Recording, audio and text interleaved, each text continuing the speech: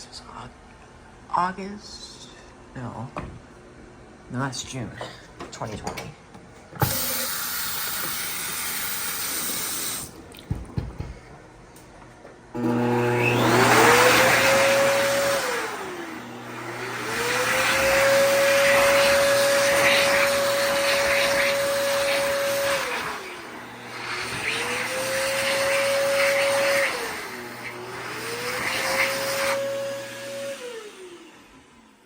That has a very faulty sensor.